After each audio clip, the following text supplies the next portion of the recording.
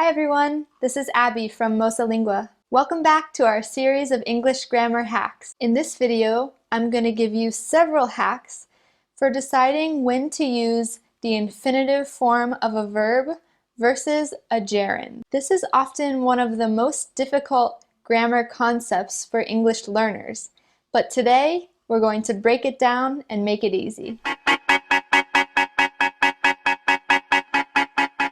First, let's simplify the terms I just used. You're probably familiar with the term infinitive. This is just the base form of any verb. Basically, this is what you'll look for in a dictionary, for example. Some examples could include to buy, to go, and to watch. A gerund is simply the ing form of a word. So, buying, going, and watching. Let's jump into some hacks to help you decide which one to use in different situations. Here's our first hack. The two forms are sometimes interchangeable. You can use either form, particularly after emotion verbs, such as like, love, prefer, or hate. So you can say, I love to cook, or I love cooking. Both forms are correct. Then you have verbs for which only one form is correct. More often than not, using the incorrect form will change your sentence's meaning or make it incorrect. This is often the case when you have two verbs in a sentence and you need to choose the correct form for the second verb. Let's say your two verbs are miss and go out. Which one is correct? I miss going out with my friends, or I miss to go out with my friends. In this case, only the first example is grammatically correct. Hack number 2. As a general rule, we use the ing form for verbs that are more abstract. Consider, deny, fancy, feel like, and miss all express abstract concepts. On the other hand, verbs with the to form, or the infinitive form, often are used to express concrete actions. Ask, continue, help, decide, offer, plan, want. Of course,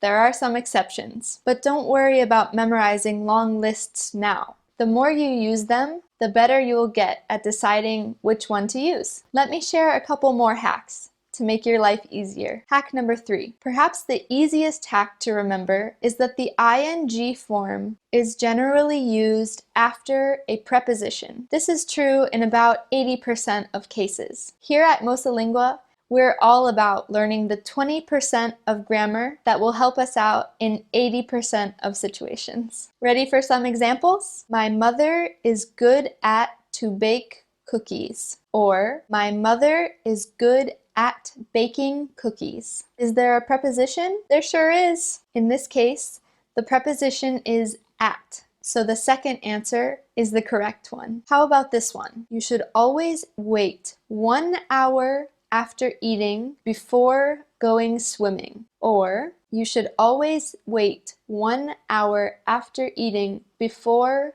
to swim. Before is also a preposition, so you should use the ing form. Other prepositions include for, by, in, about, on, etc. So keep an eye out for these. Our last hack today relies on our knowledge of different words' functions in a sentence. In general, if the word is the sentence's subject or complement, you should use the ing form. Sound confusing? How about some examples? My favorite outdoor activity is hiking. In the first sentence, hiking is the complement and could be replaced by a noun. Or, driving in the snow is difficult. Here, driving could be replaced by a noun and it would be the subject of a sentence. See?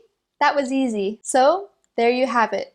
Some great grammar hacks to make choosing between these two forms a breeze. And remember, practice makes perfect, so don't be afraid to make mistakes. The more you use these, the better your English will become. As always, subscribe to our channel to make sure you don't miss out on any English grammar hacks, or other great content. And don't hesitate to leave your questions in the comments section. Happy learning! See you next time.